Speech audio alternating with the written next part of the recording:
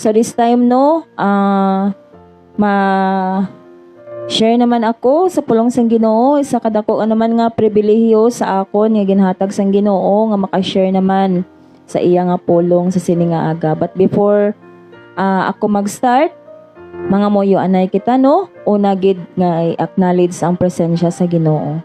Let's pray. Our loving God and Heavenly Father, salamat gid o Dios sa sini naman nga aga, nga adlaw nga ginhatag nimo sa amon, especially sa akon nga mag-share sa imo nga pulong sa sini nga aga. Ginoo, ikaw gid magaupod sa akon, maghatag man Ginoo sang kaalam sa pag-share sang imo nga pulong. Kay balo gid ako Ginoo nga kung wala ka, wala gid ako sang may ikasarang. Ginoo, ikaw man ang ubay, magapanghikot sa tagsa ka mga followers, viewers, sharers sa sini nga live. Ginoo nga mahangpan gid nila sang lubos ang imo nga pulong kag makabulig gid sa ila paano pagid mangin mapalapit sa imo Ginoo. Opdi ako sa sini nga tion sa pag-share sa imo nga pulong kag ikaw man ang magaubay sa tagsasamon tanan. I-bless sa ini nga ministry kag ang tanan nga mga katapo diri upod sa montag sa kapanimalay. Takos ka nga dayawon kag pasalamatan Ginoo gani ni tanan. Ginabalik ko gid ang pagpasalamat kag pagdayaw sa bilang nga ngalan ni Kristo Jesus nga man personal nga manluluwas. Amen.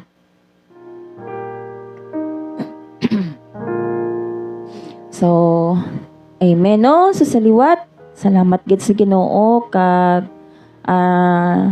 to God be the glory sa iya nga kaayo sa aton tagsa kakabuhi. Dalon ko kamo sa sini nga aga sa book of James no.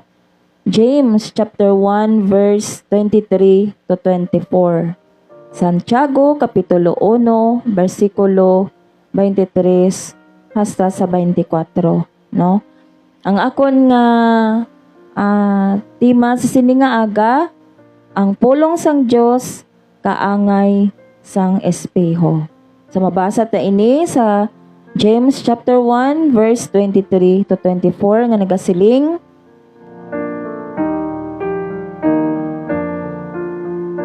ang bisan sin-o nga nagapamati pero wala nagatuman,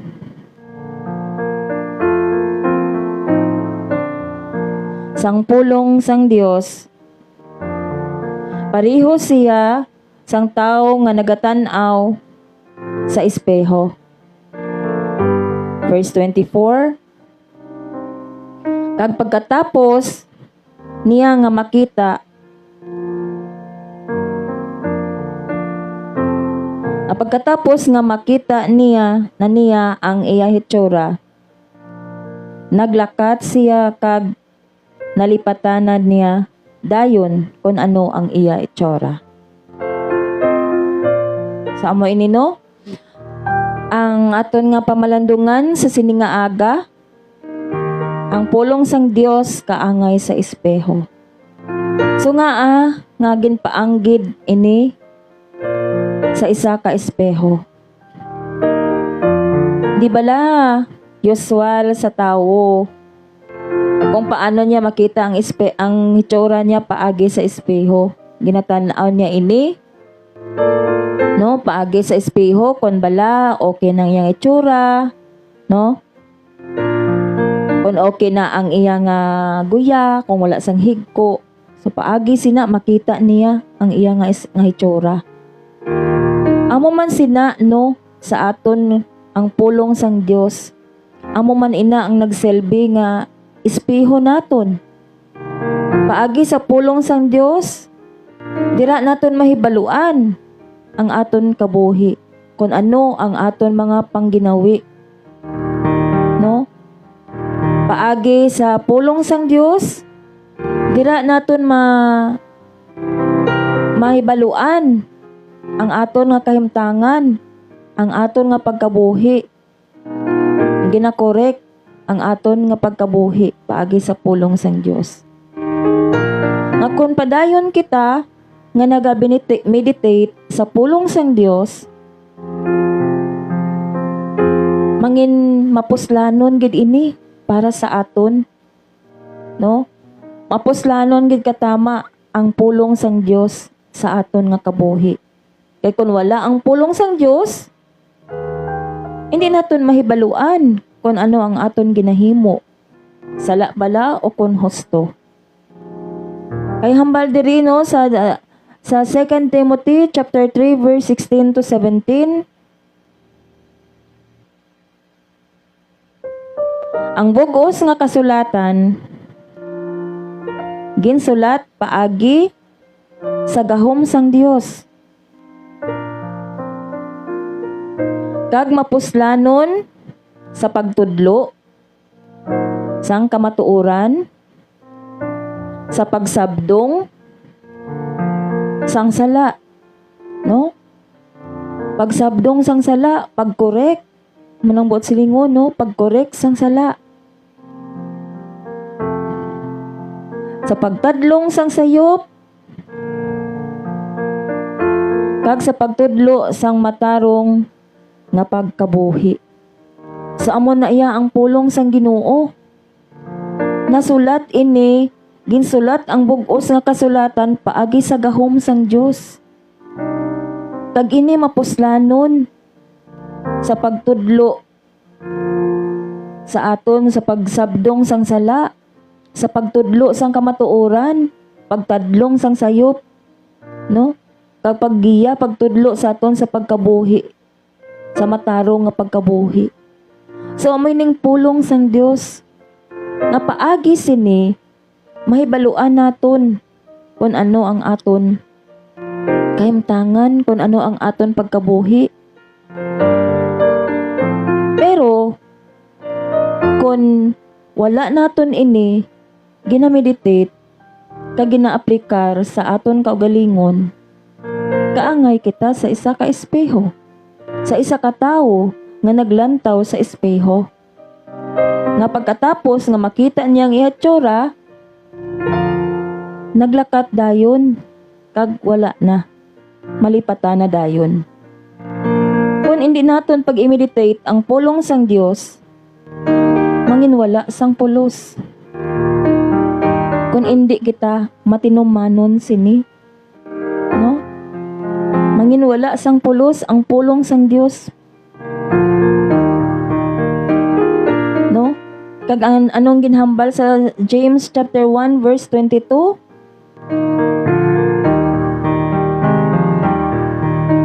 No?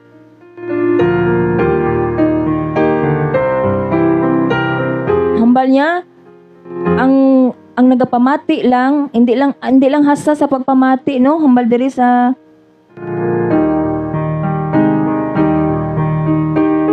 hindi lamang kamo magpamati sang pulong sang Dios, kundi dapat tumanon ninyo ini. Kay kun hindi, ginadayaan lang ninyo ang inyo kaugalingon. So amo na ang matabo kung wala kita yan nagahatag sang pulo, sang kung sang importansya sa pulong sang Ginoo. Pag nagahambal nga nagatuo ko, ginakilala ko sa Ginoo, gatuo ko sa iya. Pero diin ang buhat, diin ang pagtuman.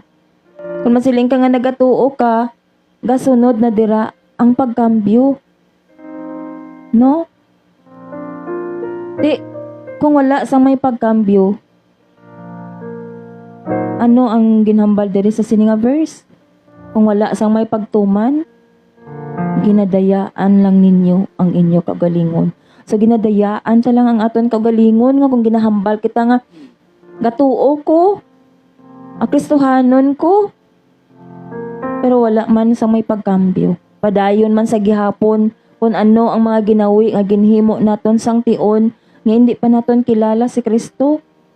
Kag wala pa naton siya ginabaton nga personal naton nga maluluwas. Base nakakilala lang kita sa iya kay wala man sang tao nga wala na kahibalo nga may Dios ang kalibutan. No, kay bisan mga bata pa kita, ginatudluan na kita sa aton ginikanan kung paano kung sino ang aton nga mga muyo kita, Mag-pray kita kay Jesus, na di bala? Pero hindi lang dira asta. Dapat may ara gid kita personal nga relasyon sa iya. No, personal nga relasyon. Kaya mo ina ang gusto sang Ginoo sa aton nga mag-angkon kita sang matutuod nga relasyon sa iya. May pagtuman, may kahadlok, may gugma.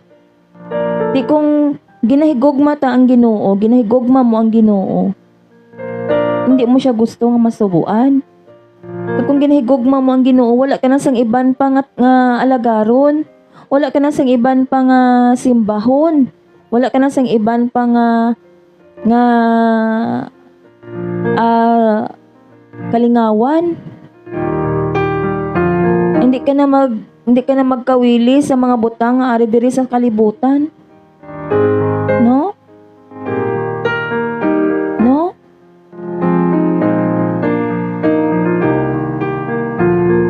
Kay ang gusto sang Ginoo, matudluan kita. No, ambal diri sa 2 Timothy chapter 3 verse 17.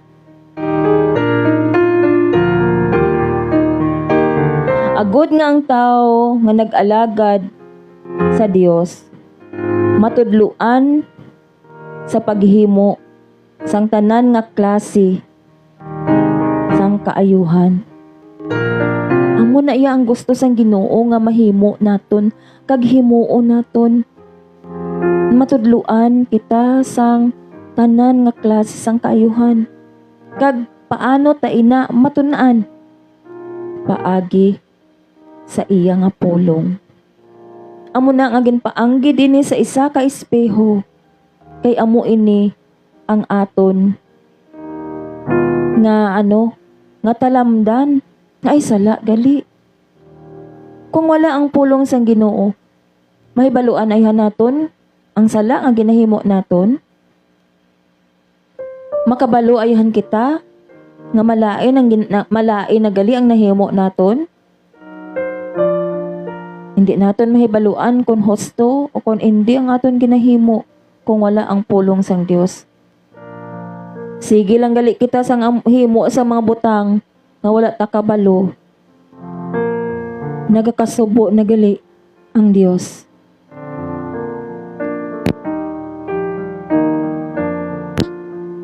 Kay tungod hindi na gali nakapahamuot sa iya ang aton nga ginahimo.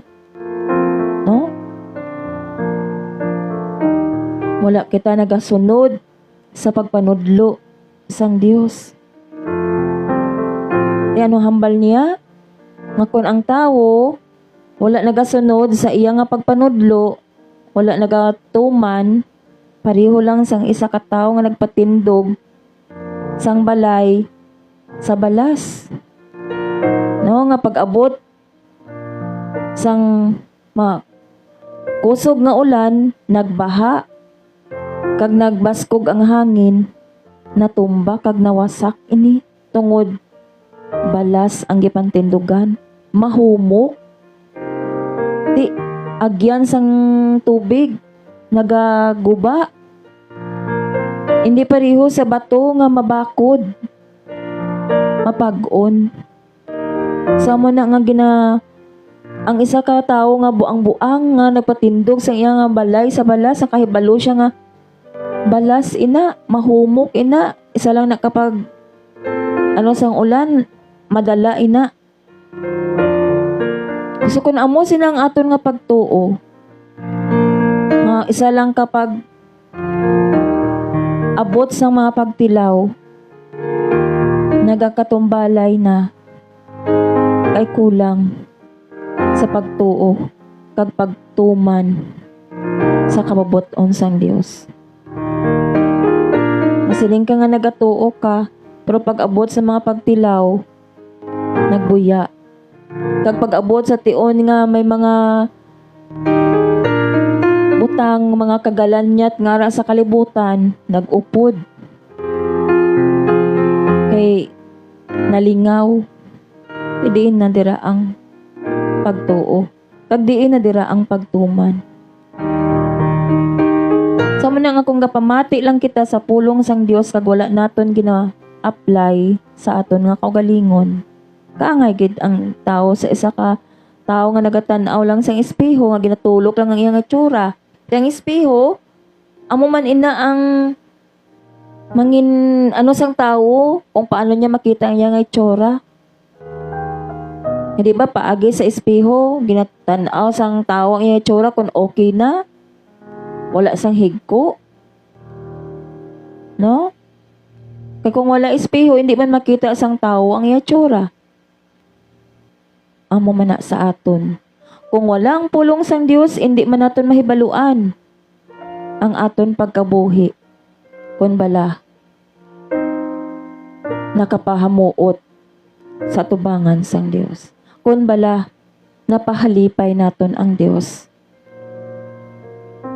Pareho sa ginhimo niya sa aton nga pagpalangga.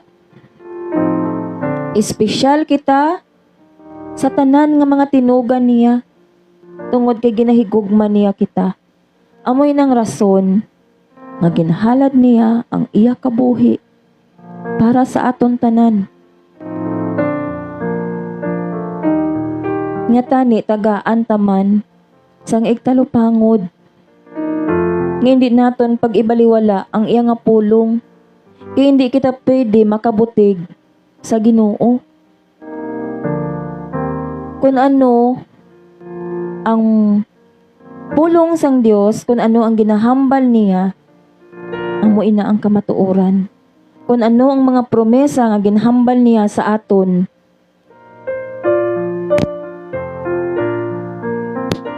nga ihatag niya nga reward kung kita mangin matinumanon sa iyang atubangan. Matuman gid ina. Kay ang Ginoo wala nagabutig sa iya nga ginahambal. No? Amo nang akon mabatian naton ang pulong sa Ginoo, hindi naton pag-i-ignore. Hindi naton pag-ihambal nga kabati naman ko na. Pasulit-sulit lang na. Oo balaan ko na. Pero ang pamangkot, kung nahibaluan kung nahibaluan mo na o nahibaluan ta na gin-apply ayahan naton, ginakabuhi ayahan naton. No? Kaya ang Ginoo nakahibalo sang unod sang aton panghuna-huna. Kag kun i-meditate naton ang pulong sang Dios, tama ini katahom.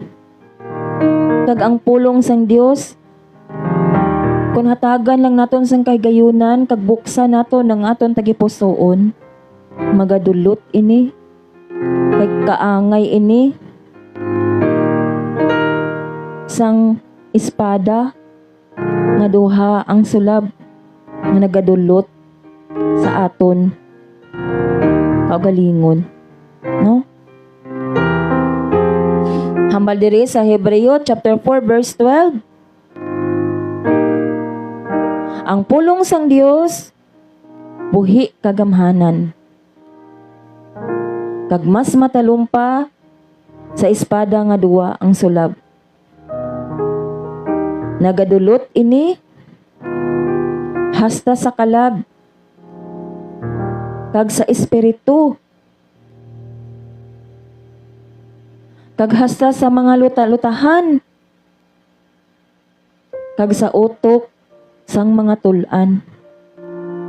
Nahibaluan niya ang mga butang nga ginahuna-huna kag ginahandom sang mga tao.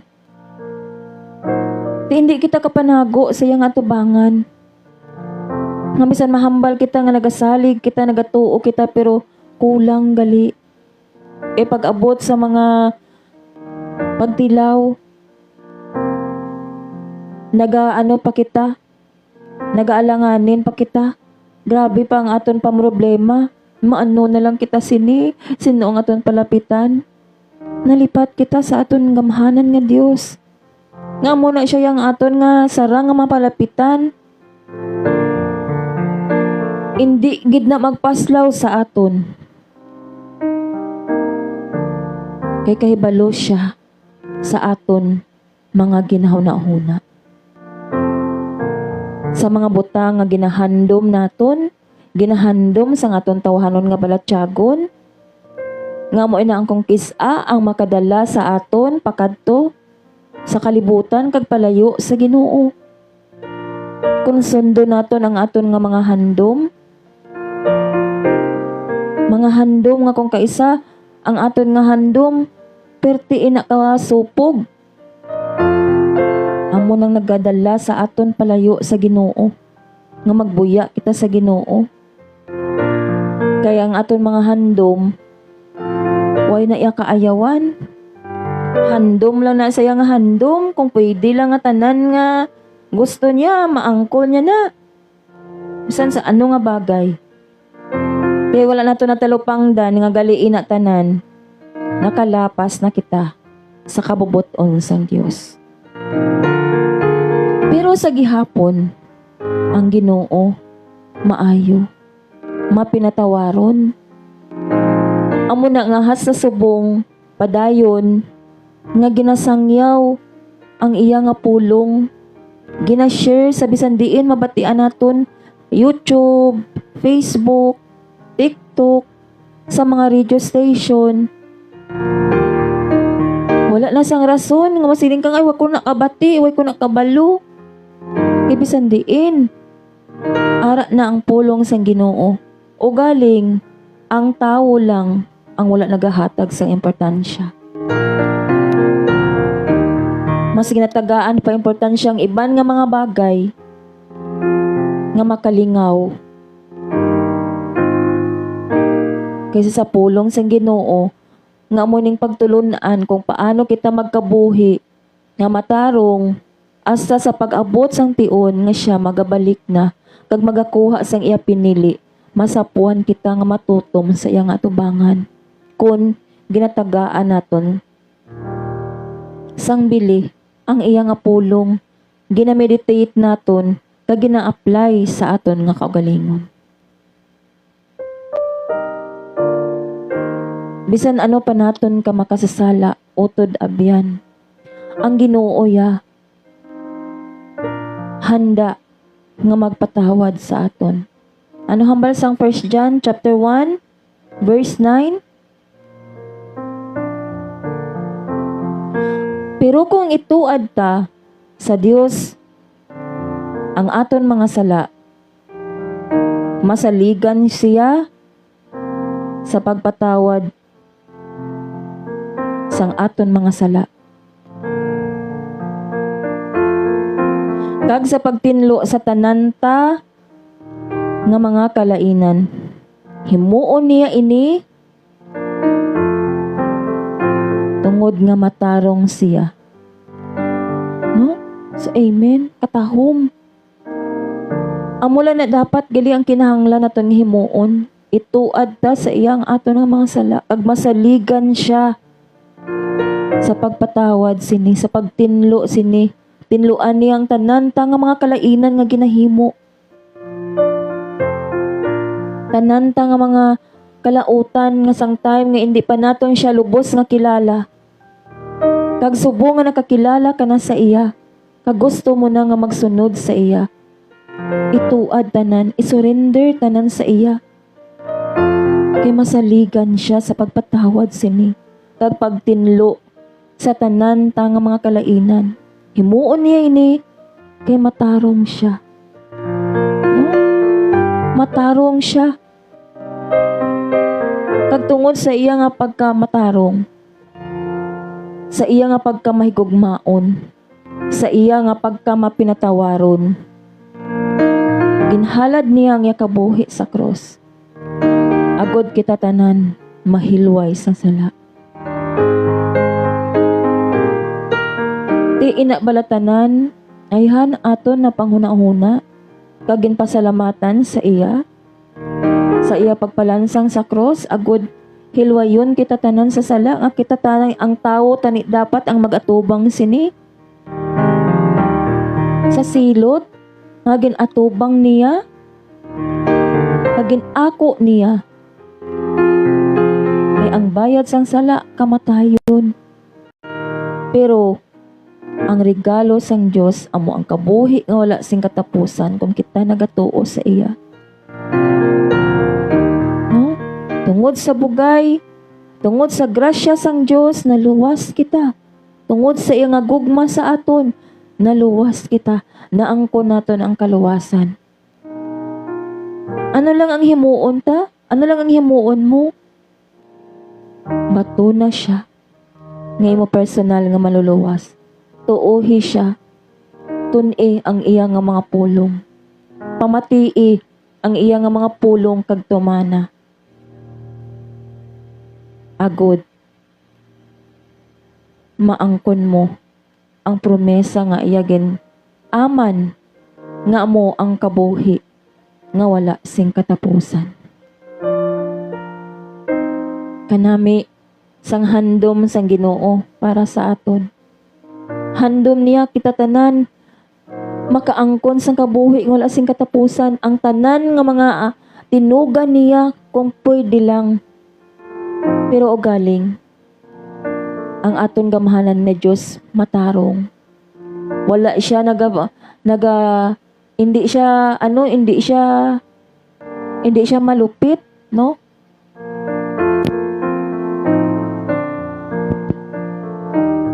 Wala kita niya gina-pressure, no? Nga masiling siya nga, ay, tuuhi ko, kay bayad mo ini sa pagluwas ko sa imo. Hindi ka pwede nga mag-usoy sa iban nga banas. Ang banas nga gusto kong usoyon mo, kay bayad mo ni sa pagluwas ko sa imo. Wala nagaamo sina ang Ginoo. Kundi nagahatag siya sang choices sa aton, free will. Nga kundiin kita gusto. Kay ang gusto sang Ginoo nga magsunod sa iya sa kinasing-kasing. Ang sincerity, ang willingness, ang halin gid sa aton nga tagipusoon nga pagdesisyon nga magsunod kita sa iya, nga magtuman kita kag mag-alagad kita sa iya. Amoy nang gusto sang Ginoo nga ginhimo ta ina nga wala kita napilitan, kundi ginhimo ta ina tungod kay gusto naton, kay ginhigugma ta ang Ginoo, kag ginpatihan ta ang iya nga mga promesa. Amo ina nga until now ari pa sa gihapon ining pulong sang Dios, padayon ta nga mabatian. Tungod padayon siya nga nagahulat sa mga tawo nga maghinulsol kag magbalik sa iya, kay indi niya gusto nga may mawala. Mabalik ang Dios. Promisa niya ina. Ina nga promisa matuod. Kag wala ina ginapatumbayaan sang Dios suno sa ginahuna-huna sang iban nga ang Dios nagapatumbaya sa iya mga promisa. Pero ang matuod, wala siya nagapatumbaya, kundi nagahulat siya sa mga tao nga maghinulsol sang ila mga sala kag magbalik sa iya, kay hindi niya gusto nga may mawala. So kanami sang handom sang Ginoo para sa aton, kabuhi nga wala sing katapusan.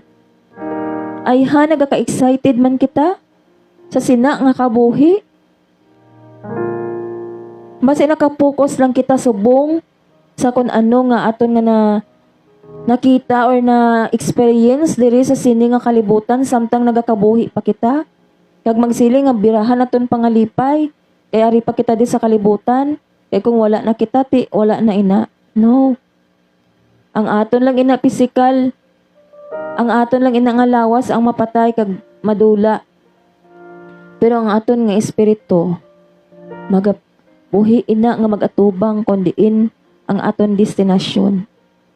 Kun bala sa ginaman sang Dios nga duog para sa aton nga nagahulat ang kalipay nga wala sing katapusan, ang kabuhi nga wala sing katapusan, o kun sa duog nga gintagana sang Dios para kay Satanas sa mga malaot nga tawo nga wala nagahatag sang bili sa pulong sang Dios.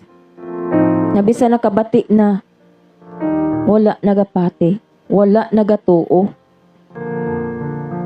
Kag padayon nga nagahimo sang butang nga hindi gusto sang Ginoo. So mo na samtang ari pa kita diri sa sini nga kalibutan, tingwaan naton nga magkabuhi nga matarong. Hindi man kita perfect, pero pwede naton ina mahimo kaupod sa balaan nga espiritu nga papuy-o naton sa aton nga tagipusoon.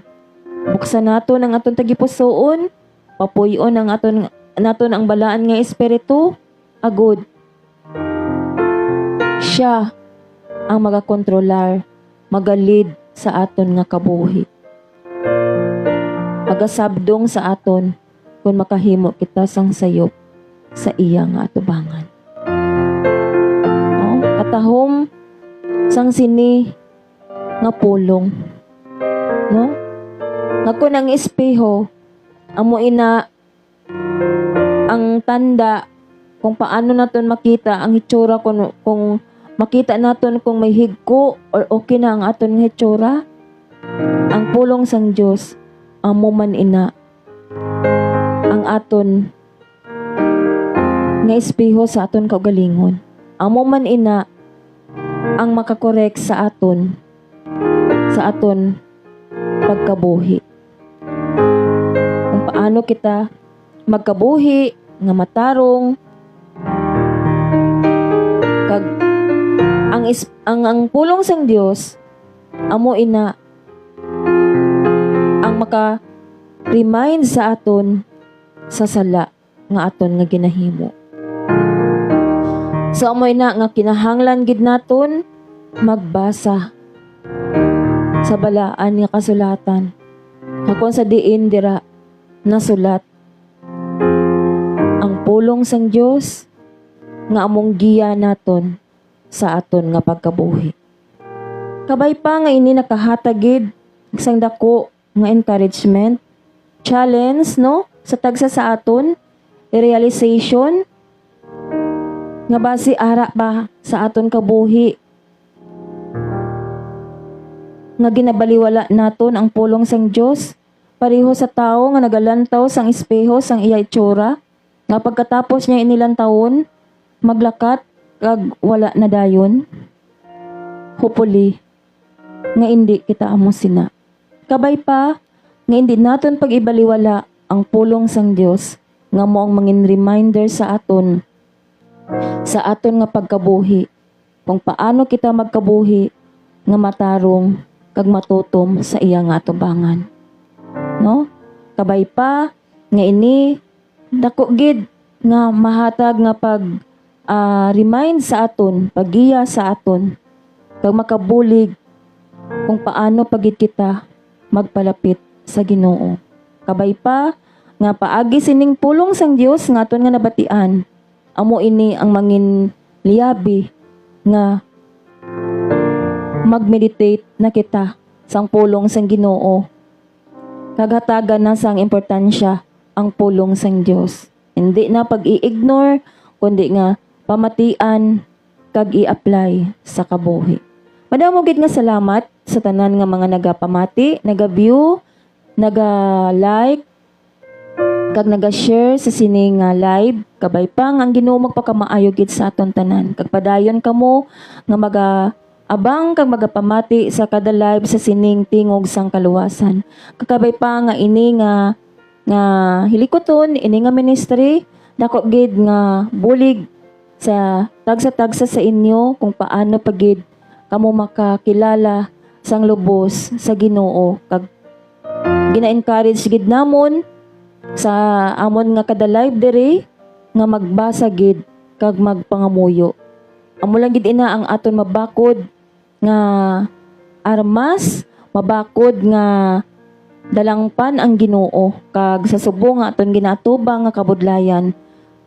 Hindi kita dapat magkabalaka kay ang Ginoo wala nagabiya sa aton. Padayon siya nga nagaubay sa aton, palapit lang kita sa iya kay hindi niya kita pagpabudlayan.